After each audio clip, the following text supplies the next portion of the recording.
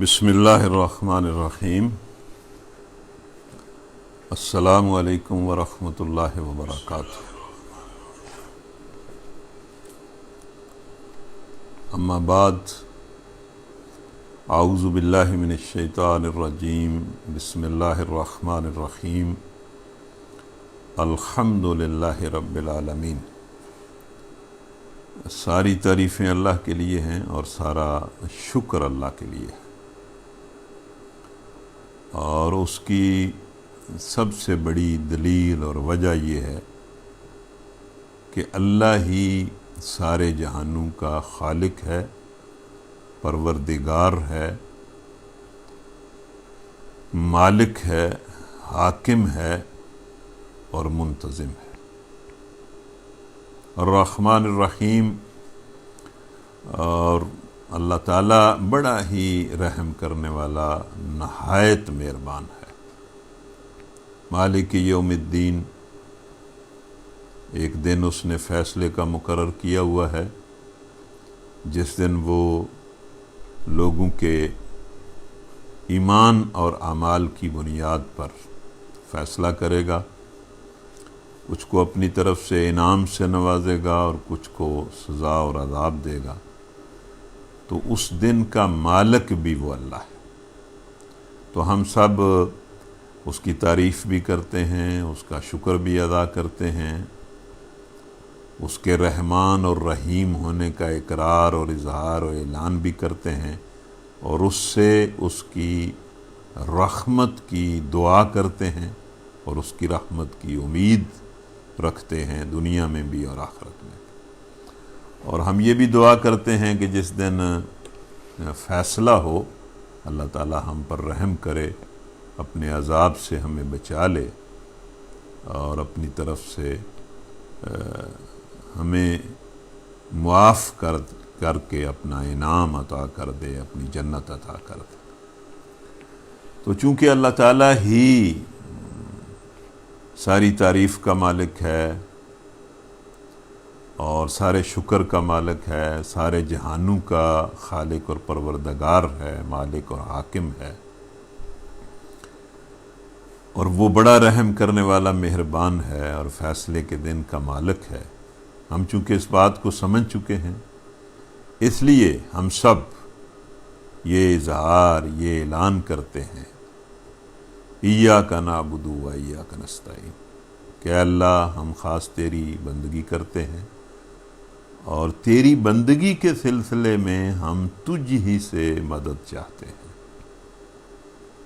تیری بندگی، تیری مدد، تیری توفیق کے بغیر ممکن نہیں، ہم بہت کمزور ہیں۔ اہدنا الصراط المستقیم، یا اللہ یہ جو تیری بندگی کا راستہ ہے، سیدھا راستہ ہے، یا اللہ اس کی طرف ہمیں ہدایت نصیب فرما، ہمیں اس کا شعور دے، فہم دے، علم دے، اس پر پورا یقین دے، ایمان دے، اور اس پر چلنے کی توفیق نصیب فرما، اور اس صراط مستقیم پر چلنے کی بنا پر یا اللہ ہمیں ان لوگوں کے پیچھے چلا جن پر تیرا انعام ہوا، اور ہمیں بھی انعام عطا فرما، اور ہمیں ان لوگوں کے راستے سے بچا جن پر تیرا غضب ہوا اور جو گمراہ ہوا۔ تو یہ سورہ فاتحہ جس کو بار بار پڑھنے کو جی چاہتا ہے، یہ ایک طرح سے میں نے آپ کے سامنے پڑھ دی ہے، اور ہم سب ان الفاظ میں بار بار اللہ سے دعا کرتے ہیں۔ یہ جو بعض لوگ کہتے ہیں کہ اس میں یہ جو الفاظ ہیں اہدنا الصراط المستقیم، کہ اے اللہ ہمیں سیدھے راستے کی ہدایت دے، تو ان کو بار بار مانگنا، بار بار مانگنا، بار بار مانگنا، مطلب اگر کسی بندے کے حق میں یہ قبول ہو جائے تو پھر بھی وہ بار بار مانگتا رہے، تو اس کا مطلب یہ بھی ہے کہ ایک تو صراط مستقیم یہ ہے کہ زندگی گزارنے کا صحیح طریقہ جو اللہ تعالیٰ نے انسانوں کو بتایا ہے، اس کا جو دین حق ہے، اس کی دعا ہے۔ اور دوسرا، آپ کو کبھی محسوس ہوا ہے کہ زندگی میں مطلب تقریباً روزانہ ہی آپ سمجھیں یا ہر وقت آپ سمجھیں کہ اس کیفیت میں بندہ ہوتا ہے کہ میں یہ کام کس طرح کروں، اس طرح کروں یا اس طرح کروں یا نہ کروں، بہت سارے چھوٹے موٹے کام ہوتے ہیں، تو ان میں بھی جو سیدھا راستہ ہوتا ہے وہ اللہ ہی کے علم میں ہوتا ہے۔ اس لیے بندے کو تو ہر وقت یہ دعا کرنی چاہیے کہ وہ زندگی کے ہر معاملے میں اللہ سے رہنمائی طلب کرے اور اس سے دعا کرے کہ یا اللہ ہر معاملے میں اس راستے پر مجھے چلا، وہ فیصلہ مجھے کرنے کی توفیق دے جو تیری نگاہ میں بھی ٹھیک ہے اور میرے لیے بھی دنیا اور آخرت کے اعتبار سے ٹھیک ہے۔ تو اس لیے بھی بار بار بندہ یہ دعا کرتا ہے۔ قُلْ أَعُوذُ بِرَبِّ الْفَلَقِ مِنْ شَرِّ مَا خَلَقَ وَمِنْ شَرِّ غَاسِقٍ إِذَا وَقَبَ وَمِنْ شَرِّ النَّفَّاثَاتِ فِي الْعُقَدِ وَمِنْ شَرِّ حَاسِدٍ إِذَا حَسَدَ قُلْ أَعُوذُ بِرَبِّ النَّاسِ مَلِكِ النَّاسِ إِلَٰهِ النَّاسِ مِنْ شَرِّ الْوَسْوَاسِ الْخَنَّاسِ الَّذِي يُوَسْوِسُ فِي صُدُورِ النَّاسِ مِنَ الْجِنَّةِ وَالنَّاسِ۔ تو یہ میں کئی مرتبہ کہتا ہوں کہ قرآن شروع بھی دعا سے ہوا ہے، اللہ نے اس کو دعا سے شروع کیا ہے، اور اس کا اختتام بھی دعا ہی پر ہوا ہے۔ تو ہم جو آغاز میں دعا ہے وہ بھی اللہ تعالیٰ سے مانگتے ہیں، اور آخرت میں نبی صلی اللہ علیہ وسلم نے فرمایا ان دو صورتوں کے بارے میں کہ انسان جن الفاظ میں اللہ کی پناہ میں آتا ہے، اس کی پناہ مانگتا ہے، اس کی حفاظت میں آتا ہے، اس کی حفاظت میں آنے کے لیے، اس کی پناہ میں آنے کے لیے ان سے بہترین الفاظ کوئی نہیں۔ تو ہم اللہ تعالیٰ سے ہدایت بھی طلب کرتے ہیں، سیدھے راستے کی ہدایت بھی مانگتے ہیں، اور اللہ سے یہ دعا بھی کرتے ہیں کہ اللہ تعالیٰ ہر شر سے جس کو اس نے پیدا کیا ہے، اور ہر چیز کے شر سے جس کو اس نے پیدا کیا ہے، اللہ تعالیٰ ہمیں اپنی امان میں رکھے، اور خاص طور پر انسانوں کے شر سے، جو انسان کے لیے کہ دشمن ہوتے ہیں، حاسد ہوتے ہیں، اس کے لیے مطلب شر ہوتے ہیں اور اس کے لیے شر پسند کرتے ہیں، تو اللہ تعالیٰ ایسے انسانوں سے بھی ہمیں بچائے۔ اور خاص طور پر حسد ایک بہت بڑی دشمنی ہے، اللہ تعالیٰ حسد کے شر سے بچائے۔ اور اسی طرح شیطان جو ہے وہ ہر وقت انسان کے ساتھ لگا ہوا ہے، اسے شر میں مبتلا کرتا ہے، اسے سیدھے راستے سے ہٹانے کی کوشش کرتا ہے، طرح طرح کے شکوک و شبہات پیدا کرتا ہے، مایوسی اور بد دلی میں مبتلا کرنے کی کوشش کرتا ہے، اور انسان کو اس کے اندر کی کمزوریوں کو مطلب ابھار کر اسے سیدھے راستے سے ہٹانے کی کوشش کرتا ہے۔ تو ہم سب اپنے اس بہت اچھے پروگرام میں جو قرآن کا پروگرام ہے، اس کے آغاز میں اللہ سے دعا کرتے ہیں کہ اللہ ہمیں بھی، ہماری اولادوں کو بھی، ہماری اولادوں کی ذریتوں کو بھی شیطان مردود سے اپنی امان میں لے لے، اپنی حفاظت میں لے لے۔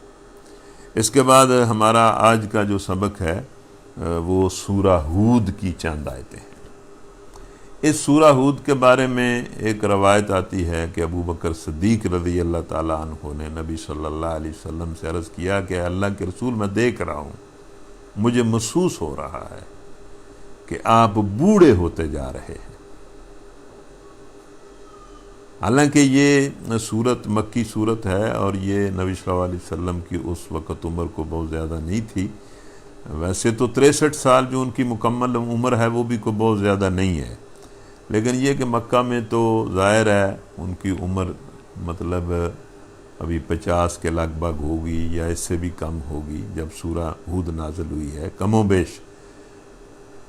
تو حضرت ابو بکر صدیق نے عرض کیا کہ اے اللہ کے رسول، مجھے محسوس ہوتا ہے کہ آپ بوڑھے ہو رہے ہیں۔ تو نبی صلی اللہ علیہ وسلم نے فرمایا کہ ہاں ابو بکر، مجھے سورہ ہود اور اس کے ہم مضمون صورتوں نے بوڑھا کر دیا۔ تو آپ دیکھیں نا، ہم ٹینشن کا لفظ، پریشانی کا لفظ استعمال کرتے ہیں، اور ہم اپنی زندگی میں یہ کہتے ہیں کہ ٹینشن کی وجہ سے میرے ساتھ اس طرح ہو گیا ہے، اس طرح ہو گیا ہے، اس طرح ہو گیا ہے، میں ٹینشن کی وجہ سے بیمار ہو گیا ہوں، مجھے ٹینشن کی وجہ سے شوگر ہو گئی ہے، اور ٹینشن کی وجہ سے ہی مجھے ہارٹ کا مسئلہ بن گیا ہے، یا اور مسائل بن گئے ہیں۔ لیکن دیکھیں نبی صلی اللہ علیہ وسلم کو کیا ٹینشن تھی، یعنی یہ جو سورہ ہود ہے اس کے مضامین پر غور کر کے یہ اندازہ ہوتا ہے کہ نبی صلی اللہ علیہ وسلم کو کیا پریشانی تھی، ان کے دل و دماغ پر کیا دباؤ تھا، جس کی وجہ سے انہوں نے ابو بکر صدیق سے کہا کہ ہاں ابو بکر، میں واقعی بوڑھا ہو رہا ہوں، اس لیے کہ یہ جو سورہ ہود ہے اس کے مضمون نے اور اسی مضمون کی جو دوسری صورتیں ہیں انہوں نے مجھے بوڑھا کر دیا۔ تو یہ مضمون سورہ ہود میں کیا ہے؟ یعنی جب سورہ ہود نازل ہوئی تو اس وقت حالات یہ تھے کہ ایک طرف تو نبی صلی اللہ علیہ وسلم کی دعوت کے مقابلے میں مکہ کے لوگ اور ان کے جو مخاطبین تھے وہ حد درجہ ہٹ درمی کا مظاہرہ کر رہے تھے، ضد کا مظاہرہ کر رہے تھے، انکار کا مظاہرہ کر رہے تھے اور دعوت کی دشمنی پر تلے ہوئے تھے۔ اور دوسری طرف اللہ تعالیٰ نے پھر اس طرح کی آیتیں نازل کی کہ دیکھو میں نے فلاں قوم کو بھی تباہ کر دیا، فلاں قوم کو بھی تباہ کر دیا، فلاں قوم کو بھی تباہ کر دیا، یہ لوگ میرے غصے اور غضب کا شکار ہو گئے اور میں نے ان کو اڑا کر رکھ دیا، ان کو ریزہ ریزہ کر دیا،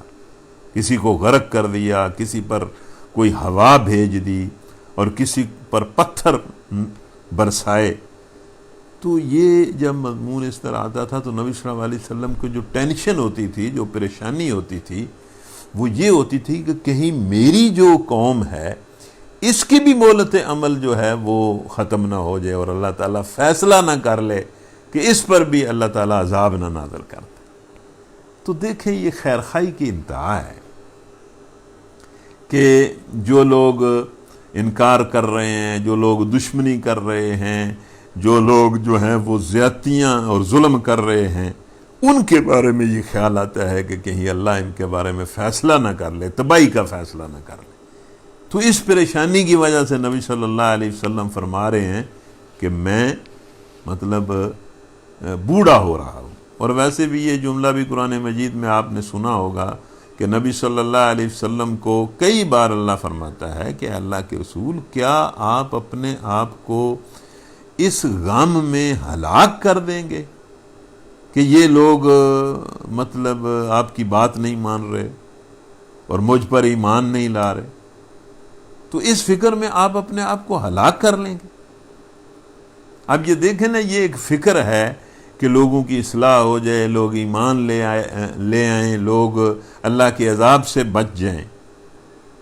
تو کیا آج کا جو دائی ہے، ہم جو لوگ ہیں، ہمیں اس طرح کی ٹینشن لگتی ہے یا اس طرح کی فکر لگتی ہے، یا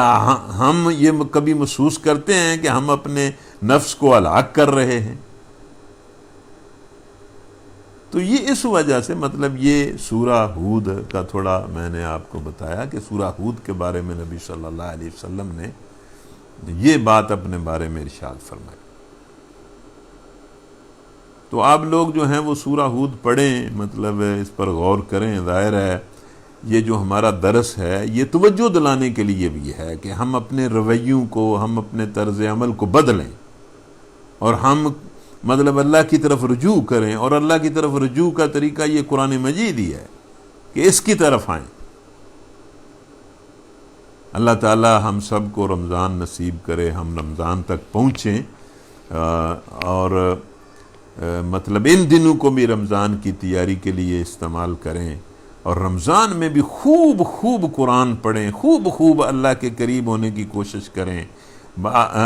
زندگی کی حقیقت کو سمجھیں، اللہ کے سامنے جھک جائیں۔ میں نے آپ کو کئی مرتبہ آپ سے کہا ہے کہ ہم انشاءاللہ رمضان میں ایک دوسرا پروگرام اس کے ساتھ شروع کر رہے ہیں، یہ بھی جاری رہے گا، اور اس پروگرام میں ڈیلی ہم کوئی 2 گھنٹے استعمال کر کے رات کے کسی وقت میں 2 گھنٹے وہ پروگرام کریں گے جس میں پورے ایک پارے کی تلاوت کیا کریں گے، اور ہر ربع کی تلاوت کے بعد 10 منٹ اسی ربع میں سے 2-3 آیتوں کو سلیکٹ کر کے اس پر اسی طرح کی تدریس کریں گے، اور مجھے امید ہے کہ وہ ہمارا پروگرام بہت خوبصورت ہوگا، اور اگر ہم نے دھیان سے اور شوق سے اس کو سنا، میں اس کی خواہش کئی مرتبہ آپ کے سامنے کر چکا ہوں، تو وہ پروگرام بھی ہمارے لیے بھی بابرکت ہوگا،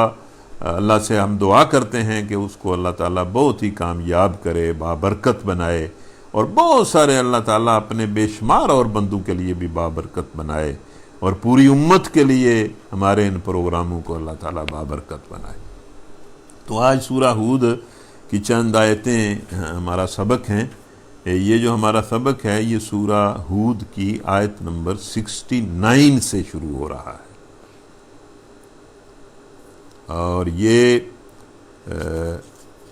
رکوع نمبر 7 بنتا ہے، یعنی یہاں سے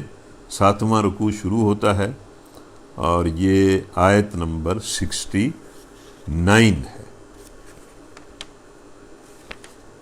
تو یہ ایک چھوٹا سا واقعہ ہے جس میں بڑا سبق ہے۔ تو واقعہ یہ کہتے ہیں نا کہ بچوں کو سمجھانے کے لیے کہانی سناؤ،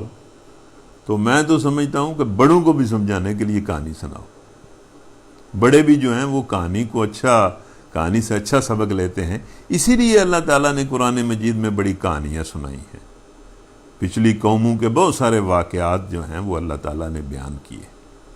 ہم اگر ان کو اس طرح ان پر غور نہ کریں تو یہ ہمارا مسئلہ ہے۔ تو اللہ تعالیٰ نے بڑوں کو بھی سمجھانے کے لیے کہانیاں جو ہیں وہ ان کو سنائی ہیں۔ اعوذ باللہ من الشیطان الرجیم، بسم اللہ الرحمن الرحیم، وَلَقَدْ جَاءَتْ رُسُلُنَا إِبْرَاهِيمَ بِالْبُشْرَى وَلَقَدْ جَاءَتْ رُسُلُنَا إِبْرَاهِيمَ بِالْبُشْرَى قَالُوا سَلَامًا قَالَ سَلَامٌ فَمَا لَبِثَ أَنْ جَاءَ بِعِجْلٍ حَنِيذٍ فَلَمَّا رَأَىٰ أَيْدِيَهُمْ لَا تَصِلُ إِلَيْهِ نَكِرَهُمْ وَأَوْجَسَ مِنْهُمْ خِيفَةً قالوا لا تخف إنا أرسلنا إلى قوم لوط وامرأته قائمة فضحكت فبشرناها بإسحاق ومن وراء إسحاق يعقوب قالت يا ويلتى أألد وأنا عجوزا وهذا بالي شيخا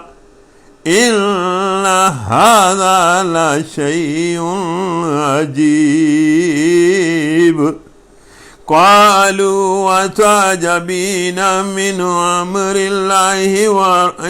الله رحمة الله وبركاته عليكم أهل البيت قالوا وتعجبين من أمر الله رحمة الله وبركاته عليكم أهل البيت قالوا وتعجبين من أمر الله رحمة الله وبركاته عليكم أهل البيت إنه حميد مجيد فلما ذهب عن إبراهيم الروح وجاءته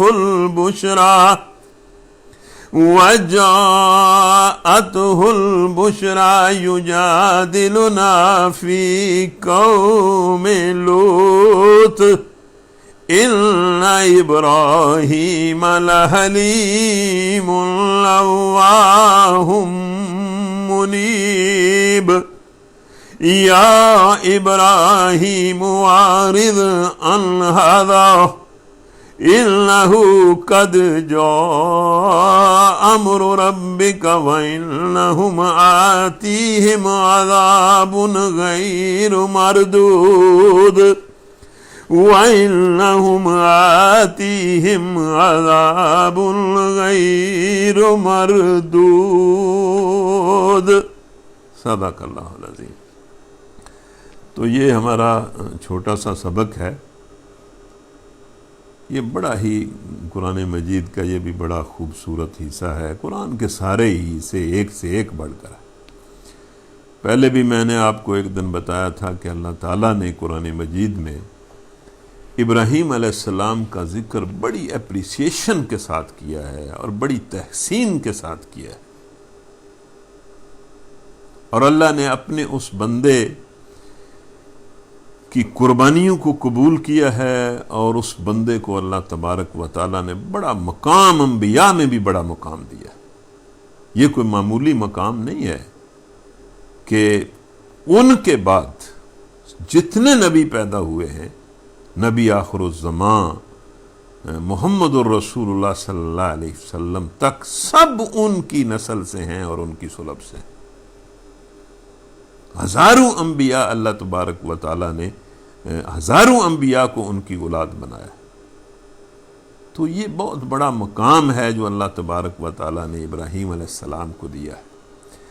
تو ان کا کریکٹر، ان کی یکسوئی، ان کی قربانی وہ بے مثال ہے۔ اللہ تعالیٰ ہمیں بھی اس کا کوئی حصہ نصیب کرے۔ اللہ ہمیں بھی جس طرح وہ اپنے اللہ کے لیے خالص تھے، اس کا کوئی حصہ ہمیں نصیب کرے۔ جس طرح انہوں نے اللہ کی راہ میں قربانیاں دیں، اس کا کوئی حصہ اللہ ہمیں بھی نصیب کرے۔ اور اللہ ایسے بندے اٹھائے اس امت میں سے جو ابراہیم علیہ السلام اور محمد صلی اللہ علیہ وسلم کے نقش قدم پر چل کر اس امت کی تقدیر کو ایک بار پھر بدل دیں، اور اللہ تعالیٰ ان تقدیر بدلنے والوں میں ہمیں شامل کرے، ہمیں بھی ان کا حصہ بنائے۔ تو اللہ تعالیٰ فرماتا ہے کہ دیکھو لوگو، سنو، دیکھو، ایک واقعہ ہے، اس کو یاد کرو، اس سے سبق حاصل کرو کہ ابراہیم علیہ السلام کے پاس ہمارے فرشتے خوشخبری لیے ہوئے پہنچے۔ وہ مطلب کہا یہ جاتا ہے کہ جو مہم ان فرشتوں کو درپیش تھی وہ تو یہ تھی کہ وہ لوط علیہ السلام کی جو قوم تھی اور ان کی جو بستی تھی اس کو تباہ کرنے کے لیے اللہ تعالیٰ نے انہیں بھیجا۔ لیکن ساتھ ہی اللہ تبارک و تعالیٰ نے ان فرشتوں کے ذمے یہ بھی لگایا کہ میرے بندے ابراہیم کے پاس جانا اور اس کو میری طرف سے ایک خوشخبری دینا۔ تو وہ فرشتے جو لوط علیہ السلام کی قوم کو برباد کرنے کے لیے آئے تھے، اسے الٹنے کے لیے اور اس پر پتھروں کی بارش برسانے کے لیے آئے تھے، وہ ابراہیم علیہ السلام کے پاس پہنچے اور کہا تم پر سلام ہو۔ یعنی فرشتوں نے ابراہیم علیہ السلام کو السلام علیکم کہا۔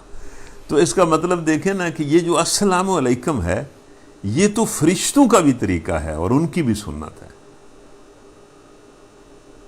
اور پھر اس سے ہمیں اندازہ ہوتا ہے کہ یہ جو السلام علیکم کی دعا ہے یا ملاقات کرنے کا جو طریقہ ہے، یہ تو پہلی امتوں میں بھی اللہ نے اسے ہی رائج اور جاری کیا تھا۔ اور فرشتے بھی آئے اور انہوں نے آتے ہی پہلے جو ہے وہ ابراہیم علیہ السلام کو السلام علیکم کہا، سلامتی کی دعا دی۔ ابراہیم نے جواب دیا تم پر بھی سلام ہو۔ تو مطلب ظاہر ہے انہوں نے ابراہیم علیہ السلام کو السلام علیکم کہا، تو جواب میں ابراہیم علیہ السلام نے بھی وعلیکم السلام کہا۔ تو اس میں بھی ہمیں یہ اندازہ ہو جاتا ہے کہ یہ جو السلام علیکم ہے یہ کوئی اللہ کی سکھائی ہوئی بہت اچھی دعا ہے، اور اللہ تعالیٰ مطلب اس دعا کے ذریعے اپنے بندوں پر بڑی رحمتیں نازل کرتا ہوگا۔ اور ہم یہ جب ہم نماز ختم کرتے ہیں تو یہ بھی دائیں بائیں جو السلام علیکم ورحمۃ اللہ ہے، اس میں بھی مفسرین یا فقہا یا علماء اس کا ایک مطلب یہ لیتے ہیں کہ اس کا مطلب یہ ہے کہ جب تم دائیں جانب السلام علیکم ورحمۃ اللہ کہتے ہو تو دائیں جانب جتنے لوگ ہیں یہ ان کے لیے دعا ہے، اور جب بائیں جانب تم مطلب السلام علیکم ورحمۃ اللہ کہتے ہیں تو یہ بائیں طرف والوں کے لیے دعا ہے. یعنی اللہ تعالیٰ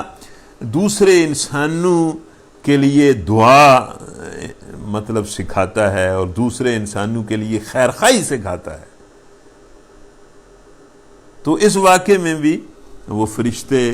ابراہیم علیہ السلام کے پاس آئے اور آ کر انہوں نے سلام کیا، اور جواب میں ابراہیم علیہ السلام نے بھی وعلیکم السلام کہا. پھر کچھ دیر نہ گزری کہ ابراہیم ایک بھنا ہوا بچھڑا ان کی ضیافت کے لیے لے آئے.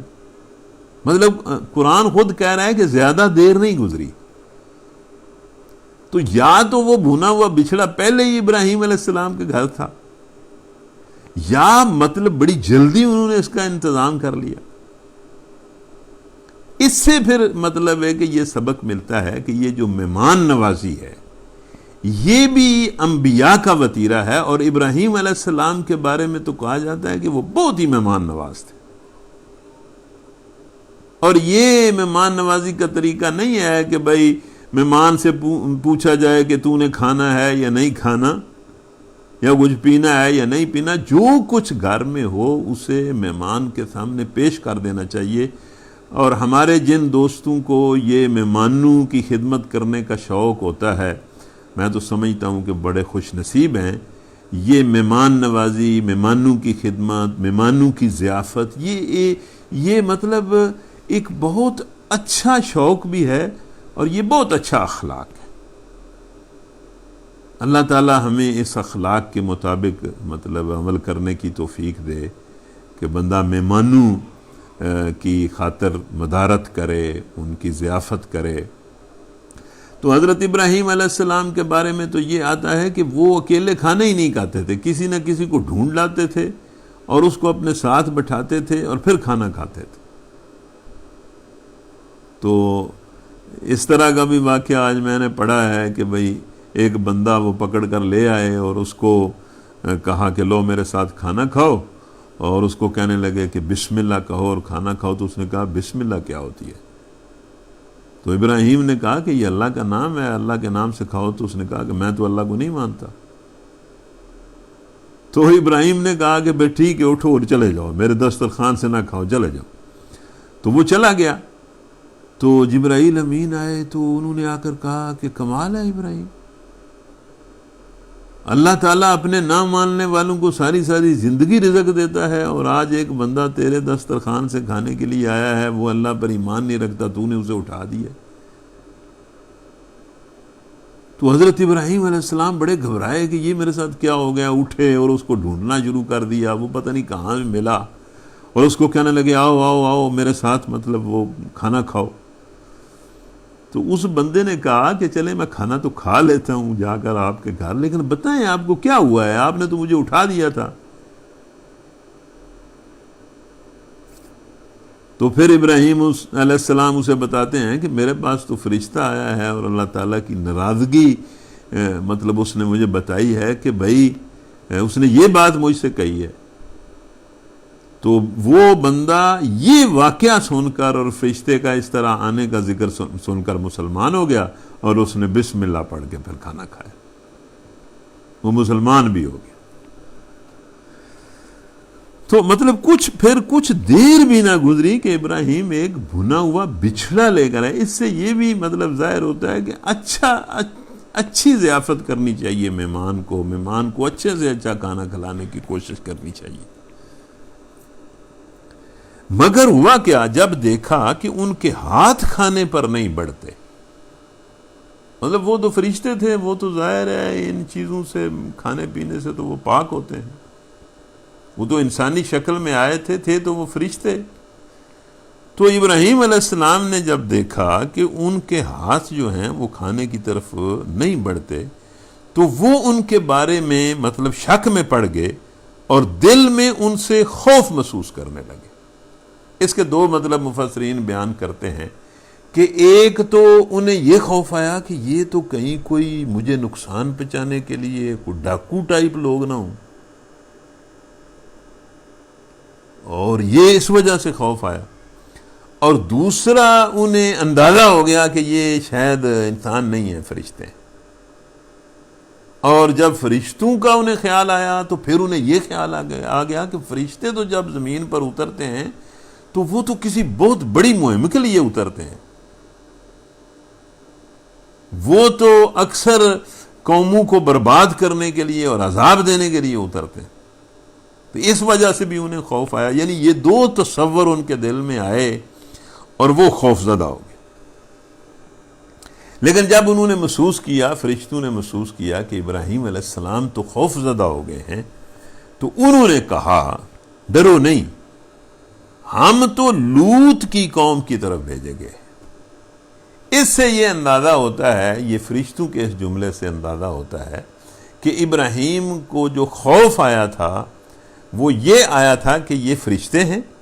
اور یہ تو کسی بڑی مہم کے لیے آئے ہیں، اور پتہ نہیں میری قوم کو یا پتہ نہیں مطلب کن کی تباہی کا یہ آرڈر لے کر آئے ہیں اور کن کو یہ تباہ کر دیں گے۔ تو پھر فرشتوں نے جب ابراہیم علیہ السلام کو یہ بتایا کہ ہم لوط کی قوم کی طرف بھیجے گئے ہیں، تو حضرت ابراہیم جانتے تھے کہ لوط علیہ السلام کی قوم جو ہے وہ بہت ہی گندی اور ظالم اور فاسق اور فاجر قوم ہے۔ تو ابراہیم علیہ السلام کی بیوی حضرت سارہ علیہ السلام بھی وہاں کھڑی ہوئی تھی۔ یہ سن کر وہ ہنس دی۔ یہ سن کر ہنس دی کا مطلب یہ کہ جس طرح ابراہیم علیہ السلام فکر مند تھے اسی طرح ان کی بیوی بھی فکر مند تھی کہ پتہ نہیں یہ چکر کیا ہے۔ ہو سکتا ہے ابراہیم علیہ السلام نے ان کے سامنے اظہار بھی کیا ہو کہ بھئی یہ لوگ کچھ آئے ہیں اور ان کے سامنے میں نے کھانا رکھا ہے اور یہ کھانا نہیں کھا رہے، پتہ نہیں یہ کیا چکر ہے۔ تو وہ مطلب بندہ اپنے گھر والوں کو بھی بتاتا ہے۔ حضرت سارہ علیہ السلام جو ہیں وہ بھی اسی طرح غم زدہ، فکر مند، خوف زدہ ہوں، اور جب انہیں یہ پتا چلا کہ یہ فرشتے ہیں اور یہ ہماری طرف نہیں آئے، یہ تو لوط علیہ السلام کی قوم کو برباد کرنے کے لیے آئے ہیں، تو اس سے وہ مطلب انہیں کچھ تسلی ہو گئی۔ اس تسلی کا جو اظہار ہے وہ ان کے چہرے سے ہوا، اور اسی کو قرآن کہہ رہا ہے کہ جب انہیں یہ پتہ چلا کہ بھئی یہ فرشتے ہیں اور یہ تو لوط علیہ السلام کی قوم کو برباد کرنے کے لیے آئے ہیں، تو اس کو قرآن نے یہ کہا کہ وہ یہ سن کر ہنس پڑی۔ پھر ہم نے اس کو اسحاق کی اور اسحاق کے بعد یعقوب کی خوشخبری دی۔ یعنی جس خوشخبری دینے کے لیے تھوڑی دیر کے لیے وہاں فرشتے ٹھہرے تھے وہ یہ تھی کہ اللہ تعالیٰ نے ان فرشتوں کے ذمہ یہ لگایا تھا کہ میرے بندے ابراہیم کو جا کر خوشخبری دینا کہ اللہ تعالیٰ تجھے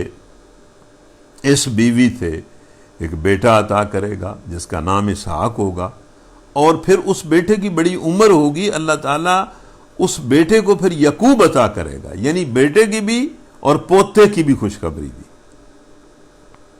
یعنی صرف بیٹے کی خوشخبری نہیں دی بلکہ پوتے کی بھی خوشخبری دی، اور دونوں کا نام بھی بتا دیا۔ فَبَشَّرْنَاهَا بِإِسْحَاقَ وَمِن وَرَاءِ إِسْحَاقَ یعقوب۔ تو جب مطلب وہ سارہ علیہ السلام نے اس کو سنا، اس خوشخبری کو، تو وہ بولی ہائے میری کم بختی۔ جس طرح خواتین مطلب کوئی اچھمبے کی بات اور بڑی مطلب حیرانگی کی بات سن کر کہتی ہیں ہائے میں مری، مطلب یہ کس طرح ہو سکتا ہے۔ تو جب انہوں نے یہ خوشخبری سنی تو وہ کہنے لگی کہ یہ کیا، یہ کیسی خوشخبری ہے، اب میرے ہاں اولاد ہوگی جبکہ میں بالکل بڑھیا ہو چکی ہوں اور یہ میرے میاں بھی بالکل بوڑھے ہو چکے ہیں، تو یہ کس طرح اس بڑھاپے میں ہمیں اولاد ملے گی۔ یہ تو بڑی عجیب بات ہے۔ اب یہ دیکھیں، بہرحال آپ سن رہے ہیں، میں قرآن پڑھ رہا ہوں کہ اللہ تعالیٰ تو ہر چیز کا خالق و مالک ہے،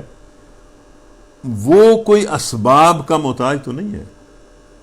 وہ کسی قانون کا پابند تو نہیں ہے، قانون تو سارے اس کے اپنے بنائے ہوئے، اس کی دنیا ایک قانون اور ضابطے کے مطابق چلتی ہے، لیکن جب وہ چاہتا ہے اس قانون کے علاوہ بھی کام کر لیتا ہے۔ اور قرآن مجید کی قرآن مجید میں اس طرح کی بے شمار مثالیں. سارے لوگ جو ہیں وہ ماں باپ کے ذریعے پیدا ہوتے ہیں. حضرت عیسیٰ علیہ السلام تو ماں باپ کے ذریعے پیدا نہیں ہوئے، صرف ماں کے ذریعے پیدا ہو گئے. اور اسی طرح مطلب بہت ساری چیزیں قرآن مجید میں بہت سارے واقعے. وہ حضرت ابراہیم علیہ السلام نے کہا کہ یا اللہ مجھے بتا کہ تو مطلب کہ مردوں کو زندہ کس طرح کرتا ہے. تو اللہ نے فرمایا کہ تجھے ایمان نہیں ہے. تو ابراہیم نے عرض کیا اللہ بالکل ایمان ہے، لیکن میں دیکھنا چاہتا ہوں کہ کس طرح. تو پھر اللہ تعالیٰ نے کہا کہ تو 4 پرندے پال، ان کو اپنے ساتھ مانوس کر، پھر ان کو ذبح کر، پھر ان کے ٹکڑے مختلف جگہوں پر رکھ دے، اور پھر ان کو بلا. وہ سارے زندہ ہو کر اسی طرح کے پرندے بن کر تیرے پاس آ جائیں گے. تو یہ ظاہر ہے ایک غیر معمولی بات ہے، اس طرح ہوتا تو نہیں ہے. اسی طرح حضرت عیسیٰ علیہ السلام کے بارے میں کہ وہ مردوں کو زندہ کر دیتے تھے، اور پھر وہ کوڑی کو درست کر دیتے تھے، نبینا پر ہاتھ پھیرتے تھے اور اس کی بنائی آ جاتی تھی. مطلب انبیاء کے ہاتھوں سے. پر اللہ تعالیٰ نے اس طرح کے معجزے جو ہیں وہ دکھائے. تو اللہ تعالیٰ تو مطلب کسی قانون کا پابند نہیں، سارے قانون تو اس کے اپنے بنائے ہوئے ہیں. ٹھیک ہے وہ زندگی کی روٹین تو قوانین کے مطابق چلاتا ہے، اسی لیے زندگی چل رہی ہے. تو بہرحال جب مطلب سارہ علیہ السلام نے یہ چھمبے کا اظہار کیا اور حیران ہو کر یہ کہا کہ بھائی میرے ہاں اولاد کس طرح، یہ کیسی خوشخبری ہے کہ میں تو بالکل بڑھیا ہو چکی ہوں اور میرے میاں بھی بوڑھے ہو چکے ہیں. تو اس کے جواب میں جو جملہ ہے وہ بار بار پڑھنے کے قابل ہے. اسی لیے میں نے اس کو تقریباً 3 مرتبہ پڑھا ہے. اور شاید یہی وہ جملہ ہے جس جملے کی وجہ سے میں نے ان آیتوں کو درس کے لیے سلیکٹ کیا کہ جب سارہ علیہ السلام نے حیرانگی کا اظہار کیا اور کہا کہ یہ کس طرح ہو سکتا ہے، یہ تو بڑی عجیب بات ہے. تو فرشتوں نے کہا، بہت زبردست جملہ ہے، قالوا وتعجبین من امر اللہ رحمت اللہ وبرکاتہ علیکم اہل البیت انہ حمید مجید. فرشتوں نے کہا بی بی اللہ کے حکم پر تعجب کرتی ہو؟ اللہ کے حکم کو مطلب عمل میں آنے سے کون روک سکتا ہے؟ اللہ کے حکم پر عجب کرتی ہو، تعجب کرتی ہو.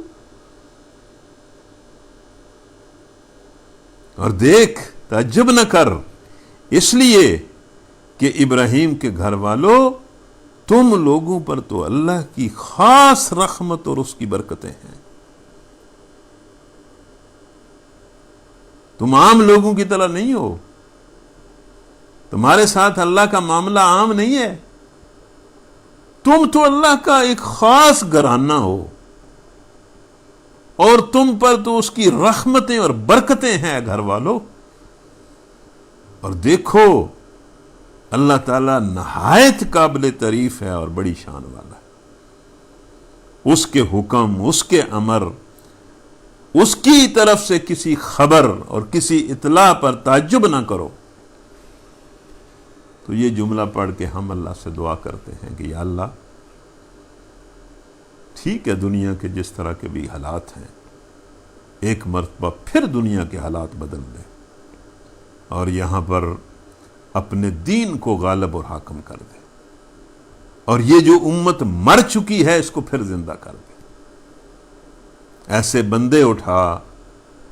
جو تیرے دین کا ابلاغ بھی کریں، تیرے نور کو مکمل بھی کریں، اور محمد صلی اللہ علیہ وسلم کی شریعت کے مطابق اس دنیا میں عدل کو قائم کریں اور امن کو قائم کریں. یا اللہ یہ دنیا ظلم سے بھر گئی ہے، اور ہمیں یہ اندازہ ہے، ہم یہ سمجھتے ہیں کہ یہ جو تو مصیبت اس وقت انسانوں پر لایا ہے وہ بھی اس وجہ سے لایا ہے کہ انسانوں کو ہوش آئے،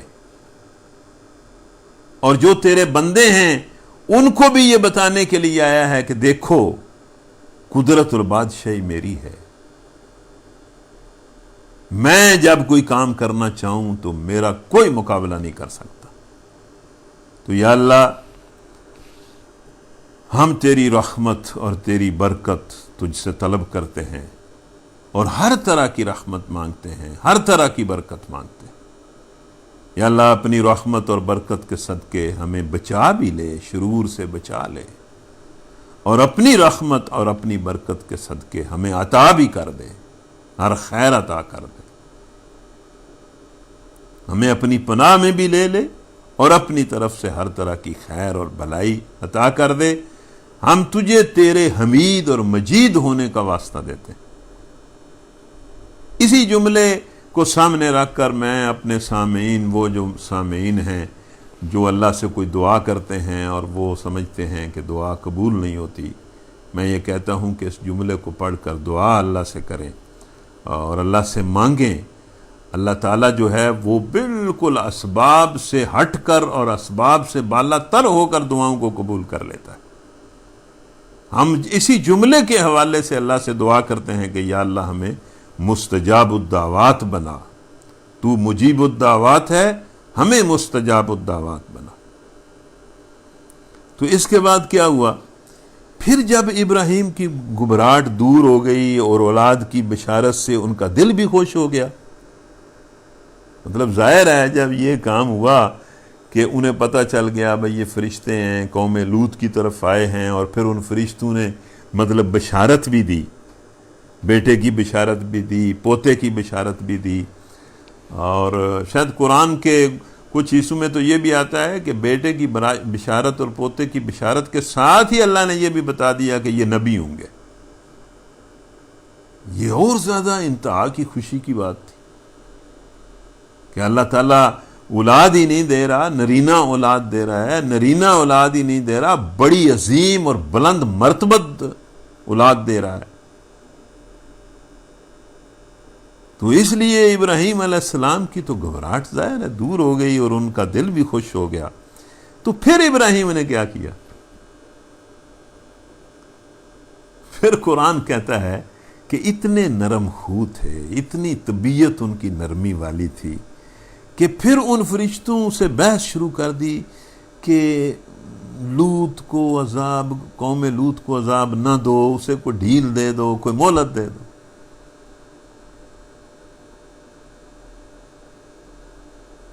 تو قوم لوط کے بارے میں پھر بحث شروع کر دی۔ قرآن کہتا ہے فَلَمَّا ذَهَبَ عَنْ إِبْرَاهِيمَ الرَّوْحُ وَجَاءَتْهُ الْبُشْرَى يُجَادِلُنَا فِي قَوْمِ لُوطٍ إِنَّ إِبْرَاهِيمَ لَحَلِيمٌ أَوَّاهٌ مُنِيبٌ۔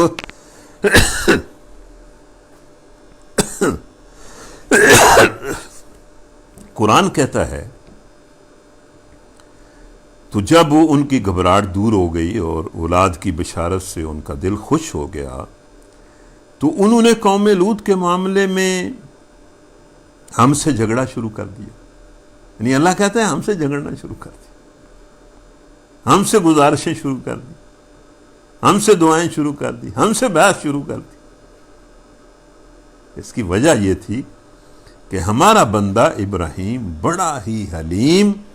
اور نرم دل آدمی تھا۔ اب یہ دیکھیں، یہ حلیم ہونا اور نرم دل ہونا یہ بہت زبردست، بڑی اچھی اخلاقی صفت ہے، لیکن یہ آسان نہیں ہے۔ ہم نے تو عام طور پر لوگوں کو دیکھا ہے کہ انہوں نے پیدا ہوتے ہوئے، لگتا ہے اس طرح ہے کہ پیدا ہوتے ہوئے انہوں نے غصے کی گھٹی جو ہے وہ لی، اور اتنا غصہ آتا ہے انہیں کہ وہ غصے پر قابو ہی نہیں پا سکتے، اور غصے میں آ کر پتہ نہیں کیا کیا وہ کر جاتے ہیں۔ لیکن یہ نرم خوئی، یہ مطلب لوگوں کے ساتھ نرمی برتنا اور لوگوں کے قصوروں کے باوجود ان سے درگزر کرنا، یہ بہت اعلیٰ ایک صفت ہے۔ تو ابراہیم علیہ السلام بھی اس صفت کے مالک تھے، اور خود نبی کریم صلی اللہ علیہ وسلم کے اندر بھی اللہ تعالیٰ نے یہ صفت پیدا کی تھی۔ قرآن میں آتا ہے کہ اے محمد صلی اللہ علیہ وسلم، اگر آپ نرم خو نہ ہوتے، نرم مزاج نہ ہوتے، تو یہ لوگ تیرے ارد گرد سے چھٹ جاتے، بھاگ جاتے۔ مطلب بندے کی جو نرمی ہے وہ لوگوں کے اندر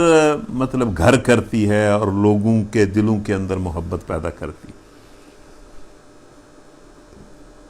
تو نبی صلی اللہ علیہ وسلم بھی بڑے نرم خو تھے، بہت ہی نرم خو تھے، بہت ہی نرم خو تھے، بلکہ شاید ان کی مطلب پوری زندگی میں کوئی ایسا واقعہ نہیں ملتا کہ انہوں نے کسی سے سخت بات کی ہو، سخت لہجے میں بات کی ہو۔ تو ابراہیم علیہ السلام بھی بڑے نرم خو تھے۔ اللہ فرماتا ہے کہ انہوں نے ہم سے جو ہے وہ لوط کی قوم کے بارے میں جھگڑنا شروع کر دیا، لیکن ظاہر ہے اللہ تعالیٰ، فیصلہ تو اللہ کے ہاتھ میں ہے، اور جب وہ کوئی فیصلہ کر لیتا ہے تو باقی تو ساری اس کی مخلوق ہے۔ ابراہیم علیہ السلام ہوں یا کوئی نبی ہو، سارے اللہ تعالیٰ کے حکم کے پابند ہوتے ہیں، اور اللہ کا جو فیصلہ ہوتا ہے وہ اس کا فیصلہ ہے۔ اس لیے قرآن کہتا ہے کہ آخر کار ہمارے فرشتوں نے اس سے کہا، یا ابراہیم اعرض عن ھذا،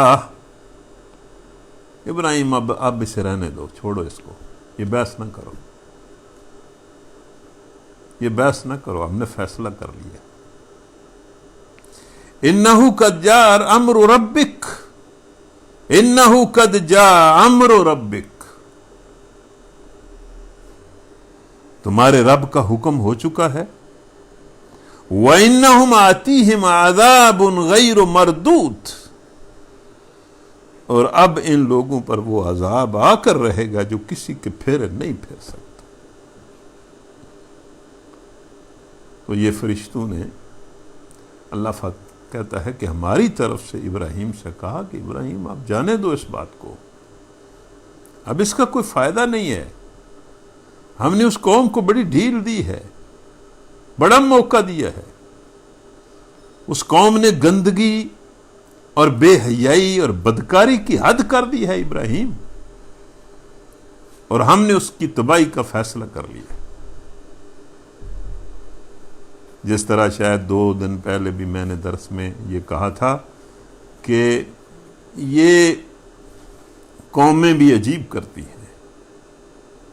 کہ بالکل ان کے اپنے کرتوتوں اور ان کے اپنے اعمال کی وجہ سے اللہ کا عذاب سر پر ہوتا ہے، اور پھر بھی انہیں ہوش نہیں آتی۔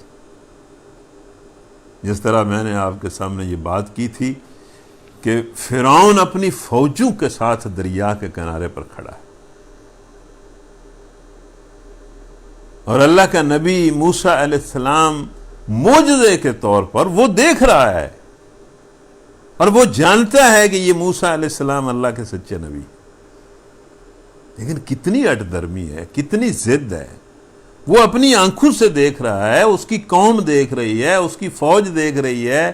کہ اللہ کا نبی اللہ کے امر سے اس کی رحمت اور اس کی برکت کے سائے میں اس